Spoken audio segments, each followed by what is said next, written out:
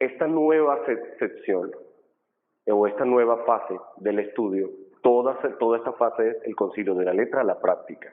Entonces empezamos con Lumen Gentium, de la letra a la práctica. Cómo eso se convierte pues en algo para el día a día.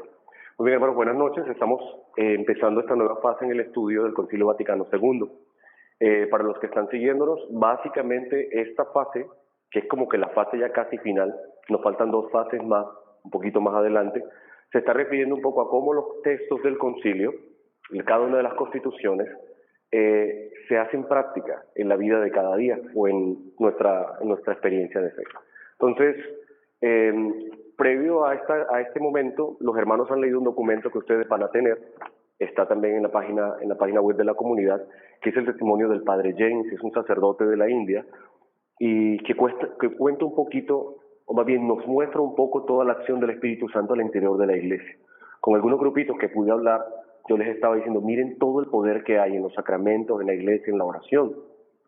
¿Cuántos católicos se van de la iglesia porque sienten que no hay poder? Si vieron los videos que estamos viendo, que vamos por el tercer video, no les he dicho que vean más.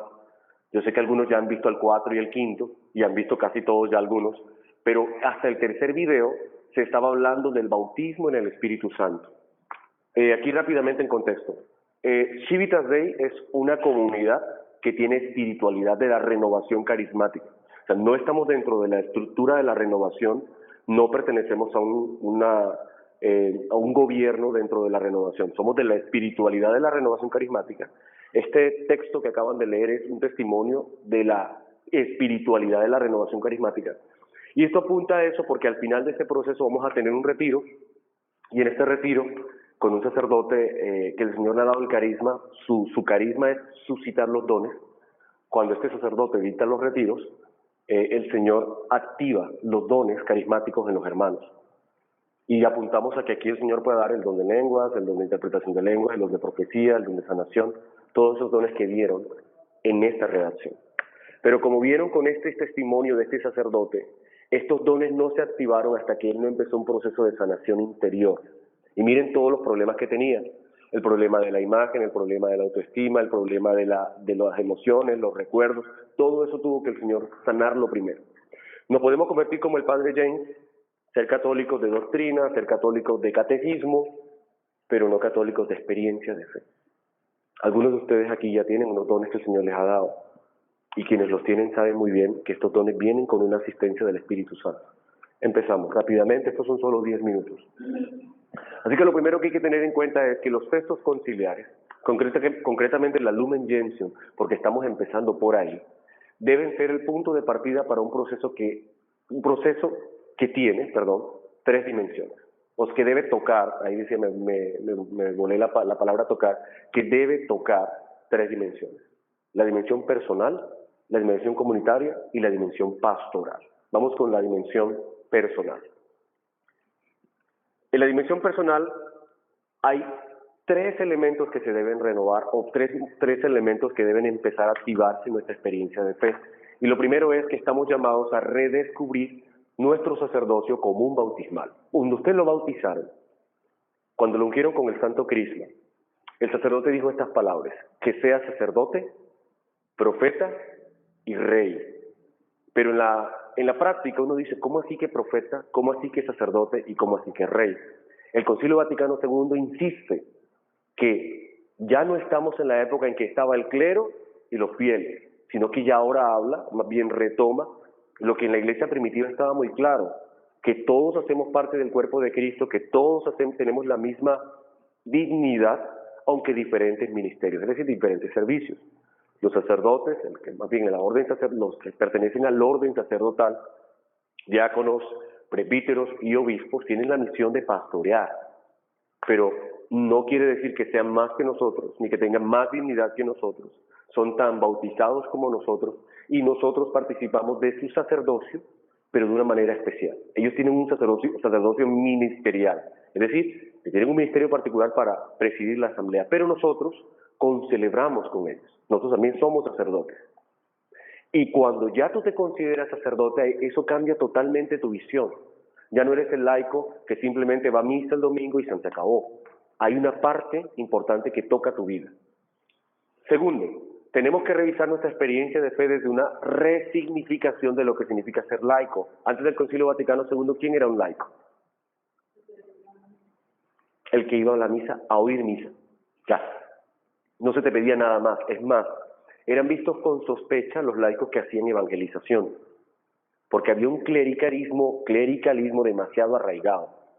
Antes del Concilio Vaticano II, por ejemplo, hubo movimientos laicales que eran vistos con sospechas. Había obispos que no les gustaba que los laicos estuvieran predicando, que los laicos estuvieran organizando actividades de pastoral, porque se suponía que eso era para religiosos, religiosas y obviamente los sacerdotes. Un laico predicando en la época era un escándalo. Era un escándalo. Y de hecho hasta las mismas monjitas como que las tenían bastante restringidas. Era la visión tan clerical de la iglesia. Como que ellos son los que estaban llamados, cuando hablo de ellos me refiero a los sacerdotes, los que estaban llamados a presidir, y ellos entendían de que eso se aplicaba a todo en la iglesia. Y tercero, estamos llamados a asumir un catolicismo dinámico que ya eso lo tienen claro. Hablamos de los 4 rasgos del catolicismo dinámico que cada quien tiene que sentarse y empezar a activarlos.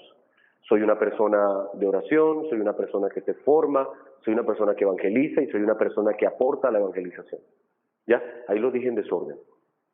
Rápidamente, dime una actividad con la que tú, y es una pregunta abierta, pero esta vez voy a señalar y voy a tener voluntarios y víctimas.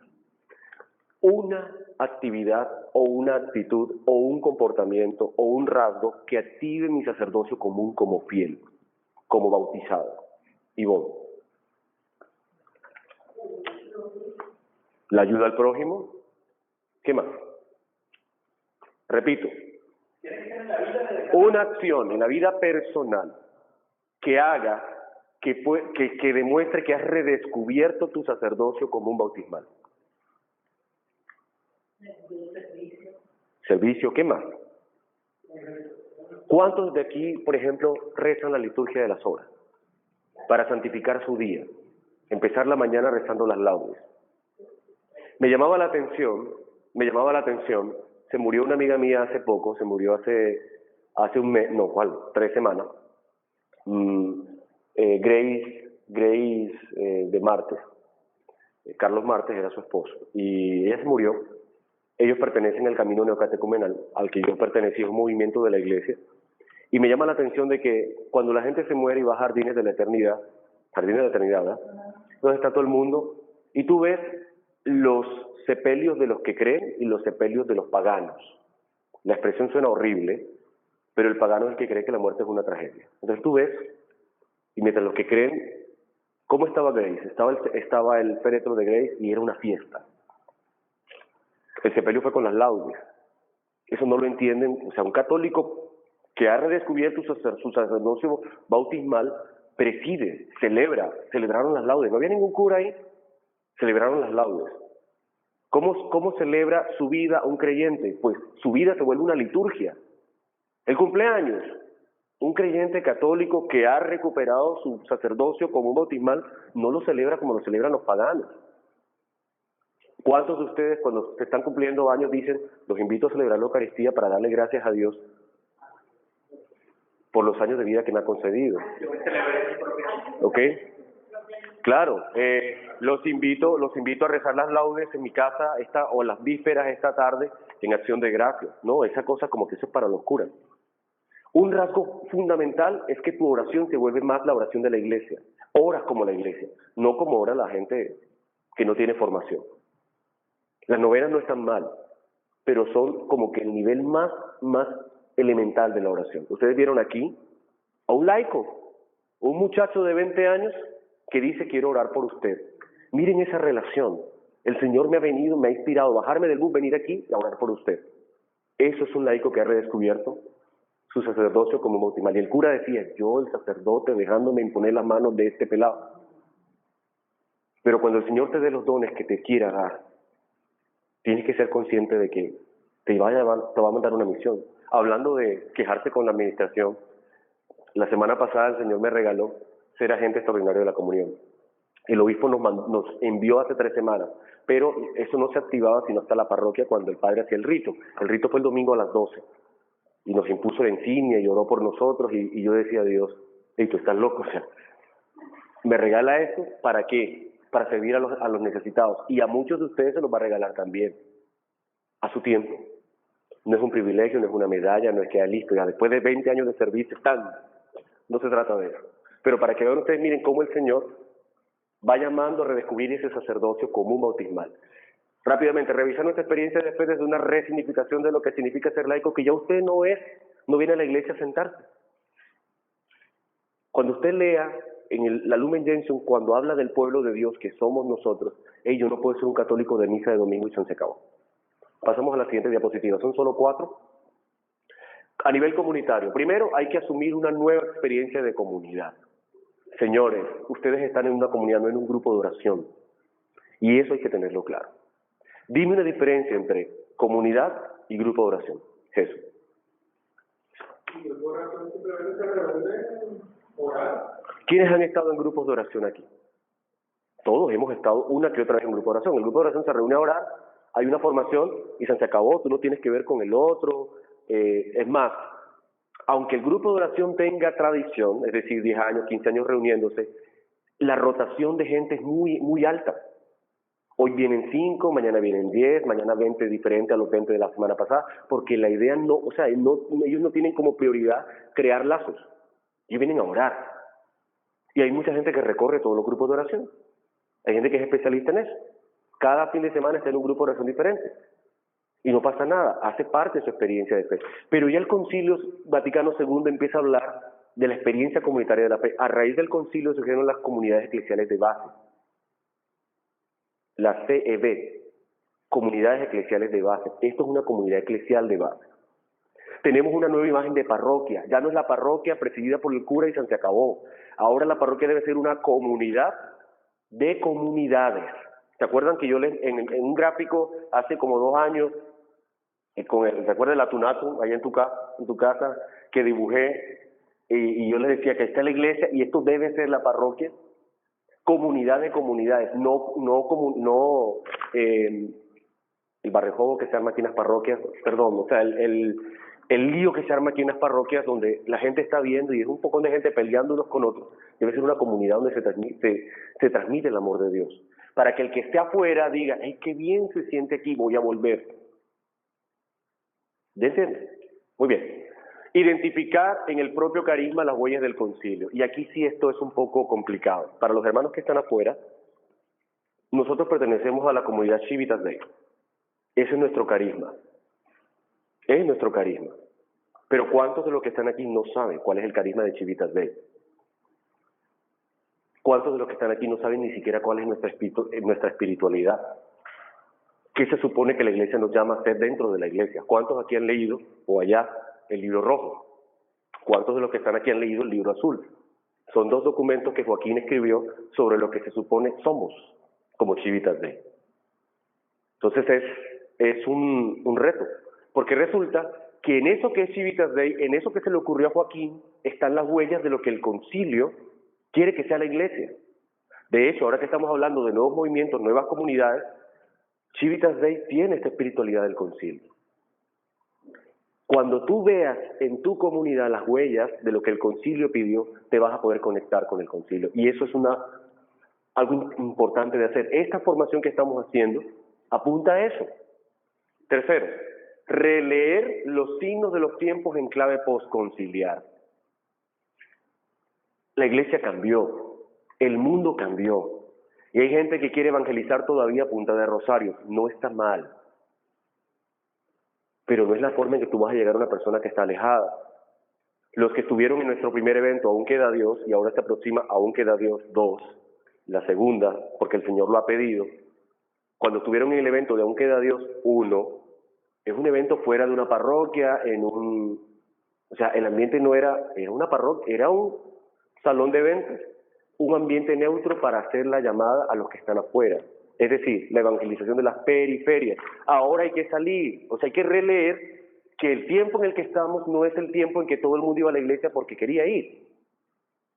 Es más, yo trabajo en un colegio donde invitaron a un grupo, no, estoy diciendo la cosa al revés. Un grupo X de esta ciudad, no voy a decir el movimiento, llegó al colegio a pedir permiso para promocionar el RC5. RC5 es Retiro para Colegios 5, ya habían hecho 4 en otros colegios. Pero esos 4 los habían hecho en colegios del sur y colegios relativamente asociados a una parroquia. Esto era un colegio estrato 17 de pelados que nada que ver. Entonces llegaron los pelados y el que vino a invitar, sin decirles mentira, de esta manera, el tipo llegó y cuando terminó la misa, el padre le dio el micrófono. Están estos pelados que tienen su idea del mundo, de las cosas. Entonces este tipo, con el micrófono, entonces el tipo le había impresionado el uniforme de la promoción de ese año, era una chaqueta. Y el man dijo, sí, porque esa chaquetita que tú tienes, aquí hablando a lo coleto, recoleto, para los que están afuera, es como hablando un lenguaje muy, muy popular. Y obviamente los pelados, todo el mundo quedó, sí, no es que una persona del sur no pueda evangelizar a uno del norte, no se trata de eso, no es que un pobre no puede evangelizar a un rico, no se trata de eso, sino que para llegarle a los ricos tú tienes que hablar su lenguaje. Porque si tú le vas como un vendedor de pescado, no van a escuchar el mensaje. Y esto se escucha horrible, se escucha clasista, se escucha lo que quieras, pero es que ese es el problema, hay que releer. Si yo le voy a hablar a unas personas que lo que menos le importa es el mensaje, al menos tengo que tratar de que lo que yo le estoy diciendo sea en su lenguaje. Intenta un joven hablarle como si fueras un anciano. ¿Y qué va a pasar? También pasó en mi colegio. Vino una monjita que parece que era del Concilio de Trento, agarró el micrófono y dijo, porque los videojuegos son pecado, porque el Harry Potter es pecado, porque... Dime tú, que tú le digas a un pelado que San Andrea, no sé cómo se pronuncian, pues jamás he agarrado un videojuego en mi vida, es un videojuego que es violento, y la monja se fue lanza en rifle contra Harry Potter, contra los videojuegos, contra el reggaetón, estos pelados, contra la música electrónica. Imagínate, decirle a un pelado que lo que él le encanta, todo eso es pecado. Aunque sea cierto. Así no se dicen las cosas. Tú primero tienes que anunciar el amor de Dios para luego ir diciendo, mira, ahora el Señor, esto es lo que quiere que hagas. Pero tú no puedes de entrada, porque ni Jesús lo hizo. A la prostituta que le enjugaba los pies con su cabello, no le dijo, no me toques, mala mujer. No, dejó que lo hiciera. Y después le anunció, tu fe te ha salvado.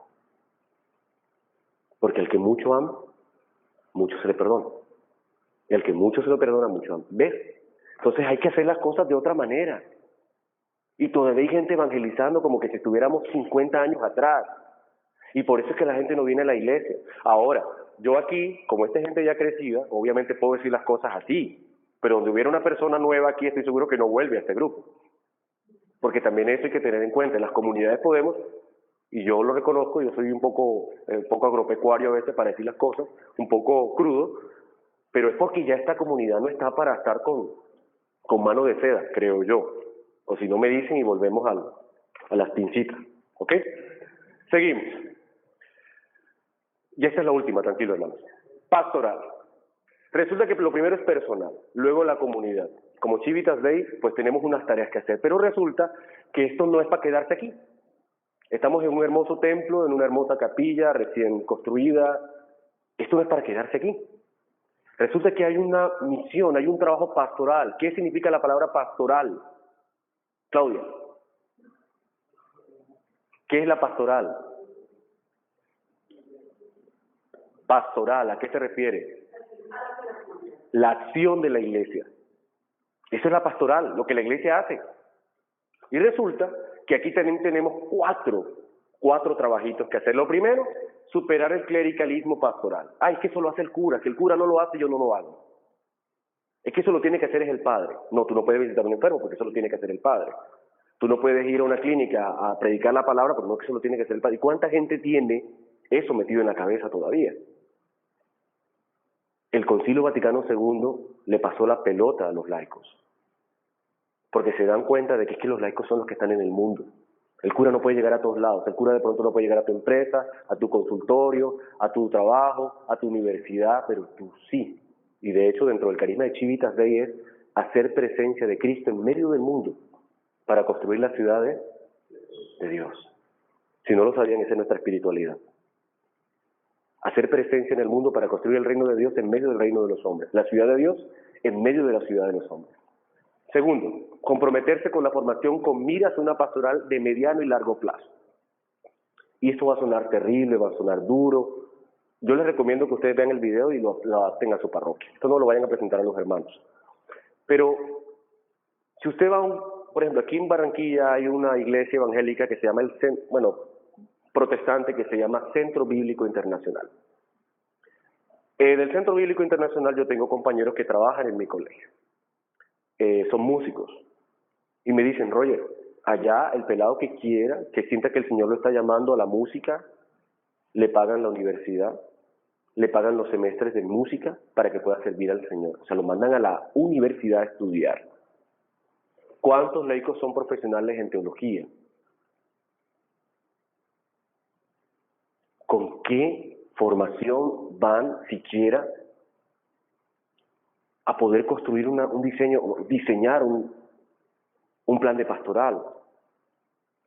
Tenemos la formación de primera comunión y la de domingo. Ok, puedes formarte leyendo, sí, pero se necesita más. Por eso habla de mediano y largo plazo. Una carrera de teología en promedio en Colombia son 4 años. 4 años igual que van a pasar en tu vida. Van a pasar. Si no te mueres mañana, 4 años van a pasar. Y qué bueno que cuando tú mires 4 años atrás, oye, ya soy teólogo. No, es que no vemos que sea necesario pagar, no vemos que sea necesario invertir. Y se necesita, porque para donde vamos, ya la gente no come cuento. Ese cuentito de que tú te parabas y decías, hay que buscar al Señor y amarlo, y eso no le dice mucho a nadie. Un pelado que te dice, ¿y quién creó a Dios? ¿Tú qué le respondes?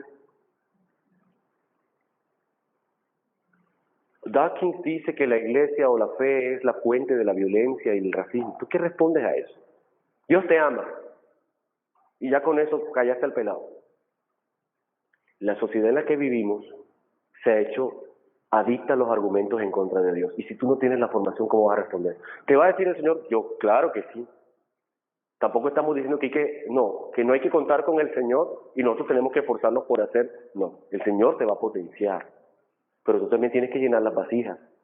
Recuerden la metáfora que siempre digo, tú llenas las vasijas. Llenar las vasijas que de pronto te tienes que formar porque a mediano y largo plazo lo vas a necesitar. Proyéctense de aquí a 4 años en un auditorio de 5,000 personas evangelizando. ¿Por qué no? Es que yo no tengo talento, Roger, yo no sé hablar. Te presento al padre James. Le daba pánico. Tú te imaginas un cura que ni siquiera podía dar la homilía. Y yo pensaba que estábamos mal. Ni siquiera podía con la homilía. Y ya vieron el chasco que le pasó el primer día que le tocaba predicar. Y esto es real, muchachos. Y señores y señoras. Esto es real. Y es el problema que tenemos en la iglesia hoy. Y muchos laicos están así. Yo no puedo, yo no sé, y se cierran. Y no hay formación. Optar por la evangelización basada en signos proféticos. Se nos inventó aquí en Barranquilla y que la parroquia a la calle. Entonces, según la idea de mucha gente, la parroquia a la calle es salir a la calle. Esa es la parroquia a la calle. Entonces está el cura sentado en un sitio donde pasan los buses, y la otra señora, y la camiseta de parroquia a la calle, y ya, esa es la super evangelización de parroquia a la calle. Es algo mucho más que salir a la calle. Es llevar el evangelio en el lenguaje de la gente. Y para eso se necesita... ¿Tú crees que las ideas vienen así, que caen como los plátanos? No. El Señor hace el milagro de transformar el agua en vino, pero llena las vasijas. ¿Cuántos leen documentos de evangelización actual, contemporánea? En Civitas Dei estamos pidiéndoles que lean y que vean unos casos y que vean, entren en una página, el encuentro de nueva evangelización en Valladolid, en España, que vean la serie de Estados Unidos, del padre Kevin, para que vean cómo se está evangelizando hoy. Ivonne lo dirá, Ivonne es médico cirujano. ¿Cómo se aprende a operar, Ivonne? Operando. Por mucha teoría, la única forma de hacer cirugías es, o sea, en español no existe el verbo, pero me encanta usarlo. La única forma que aprendes a cirugiar es cirugiando. La única forma que aprendes a operar es operando. Te pueden decir la teoría y podemos aquí desgastarnos cada semana, hablar del concilio, y el concilio va y el concilio viene, y el concilio para arriba y el concilio para abajo. Pero la única forma de que esto se hace es pasar de la letra a la práctica. Y por último, suscitar los signos de esperanza. Ustedes acaban de visitar un asilo. Para muchos fue una experiencia lacrimógena. Para los que fue una experiencia lacrimógena, dele gracias a Dios. El Señor está sanándolo de algo, no sé de qué, pero lo está sanando. Porque el Señor está presente también en los pobres. Así como está presente en la Eucaristía, está presente en los pobres. La Madre Teresa decía que Jesús está presente en el sacramento de la Eucaristía y en el sacramento del pobre. Cuando ella tocaba a los pobres, tocaba a Jesús. Y por eso lo hacía con ese amor. No le importaba que estuvieran llenos de lepra, de gusanos. Lo hacía con amor, como lo hacía aquí Pedro Claver, con los negros que venían en los galeones, porque veía a Jesucristo herido ahí. Entonces, los signos de esperanza que son precisamente allí donde la muerte y el sinsentido ha tomado la batalla, ir nosotros. Imagínate un asilo que tiene la fama de ser el peor del Atlántico en cuanto al más duro, que se ve la misericordia. Uno lo ve muy organizadito, pero créanme, esa gente está ahí, la gran mayoría abandonada. Usted va al de la Granja San José o va al del asilo San Antonio y es diferente. Este es de caridad. Y usted ve ahí cómo la gente dejan al pobre viejito y ahí lo dejaron abandonado. Y ya se han muerto varios. Bueno, hermanos, vamos al final. El video. Con este video cerramos la formación esta noche. No les voy a decir ni siquiera de qué se trata. Saquen la conclusión ustedes. Este video también va a estar en la página web de la comunidad y es importante que lo vean al final, después de la lectura y después de esta breve reflexión sobre lo práctico que debe ser el concilio.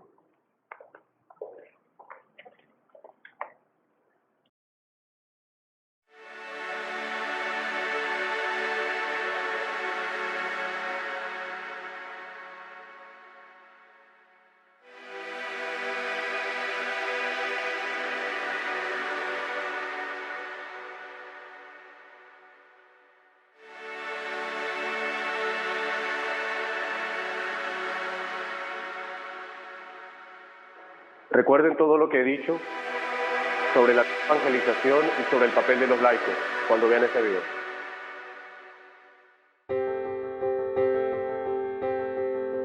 It's miraculous. Heaven touches earth in the Mass. My name is Joe Smith. I was a proud atheist. December 10th, 2012, my marriage came to a screeching halt. January 22nd, 2013, my mom died. I quit my job in March and then just proceeded to run away from home, myself, everything, in complete denial what I had done to my own life.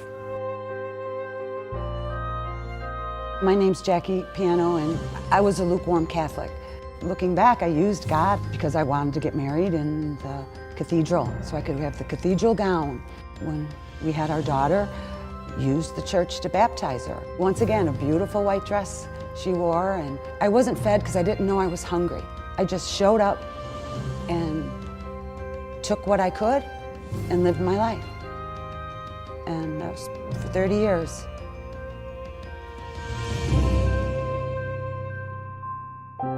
For whatever reason, I chose to go to church, was absolutely untouched by anything in the service, anything about the Mass. In fact, I came out just as bitter and resentful as ever. The summer of 2013, my husband, he got ill, and I was really scared. After that, started going to Sunday Mass. I didn't get it. I wasn't getting anything because I wasn't giving anything. I was once again just taking. The more I kept going to church, the more it started to kind of sink in, leading up to Ash Wednesday. Ash Wednesday, I'll just never forget it. I remember Joe calling me on Ash Wednesday and asking if I was going to the service. All I knew about Ash Wednesday is it's important. I didn't want to go alone. I definitely didn't want to go alone. So I called Jackie and I said, are you going to church? Because I knew she was Catholic. I think she said no, she wasn't planning on it. And I'm like, oh, well, that's too bad. But I'm going with or without you. And I'm like, oh, okay. And then I hang up, and then I immediately called him right back because I wasn't going to let my atheist friend out-church me. That was not going to happen.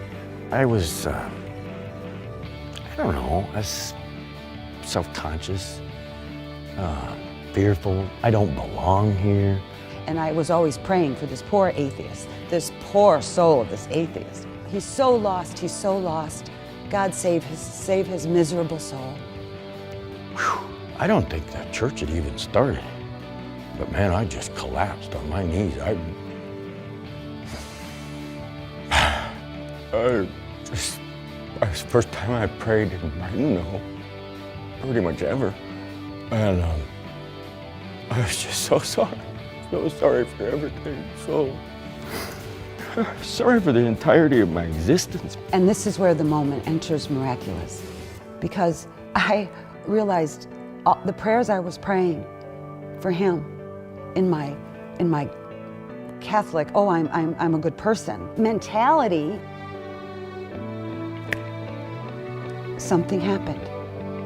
And I realized I was the miserable sinner that needed redemption.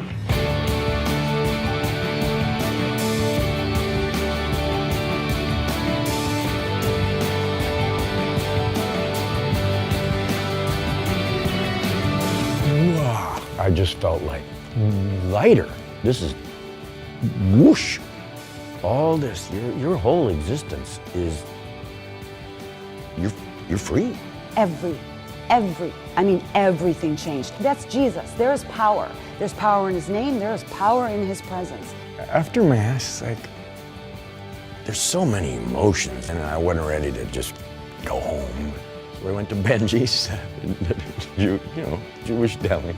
Big cross on her forehead. It came out of absolutely nowhere. Just spontaneously, we're talking, and I love Jesus. That's not of my own volition. Once you realize it's the body, blood, soul, and divinity of Jesus, the Mass is no longer somewhere you go for an hour. The Mass isn't something you feel obligated to do because you're Catholic.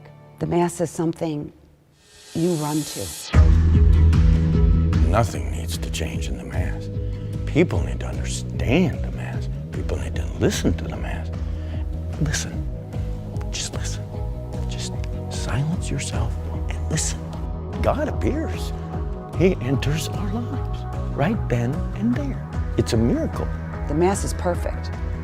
Heaven touches earth in every Mass. The problem is all of us on the other side of the altar. If somebody is in the church, they're there for a reason. They really might be very lonely. I was. They're looking for a new home. If you see somebody you never saw before, just say hi. Happy to see you. Evangelization starts with me as a person, with you as a person, with one person at a time, reaching out to maybe your own family, your neighbor, a stranger. You would think you'd have to sell tickets to get into a Catholic church. We have Jesus Christ. And I struggle sometimes because I think, why are the churches empty? Then I look back a year and look at myself. All I have to do is talk about what the Catholic Church offers. All I have to do is invite people to adoration of the Eucharist. All I have to do is invite people to Mass. All I have to do is talk about the day-to-day miracles. It's so funny, we see a good movie, we eat at a good restaurant. We can't wait to tell everyone, oh, you gotta see this movie, you gotta read this book, you gotta try this restaurant. You got to try my God. You got to try Catholicism. You have to experience the sacraments. If you don't share it, you're going to burst. It's too exciting and you just want to share it with everyone. You just want to swoon out of love for him. Evangelization, I think, can only occur and be successful when the core is changed. I just want everyone to be this happy. And when he's in you and it's going to come out. It's going to come out and just joy, joy, joy, joy, joy.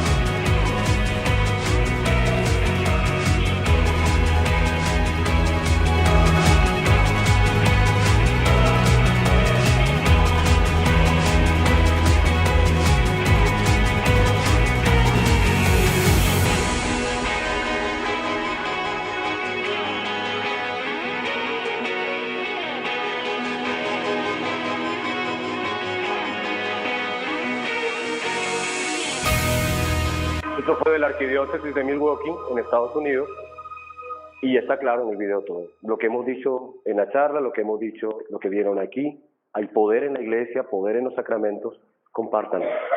Hablen de eso a sus compañeros de trabajo.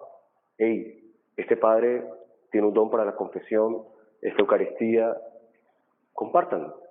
Nos hemos acostumbrado de que cada quien vive su fe y es asunto de tú y Dios y qué pasa de los demás. Pero hermano, eso es todo esta noche.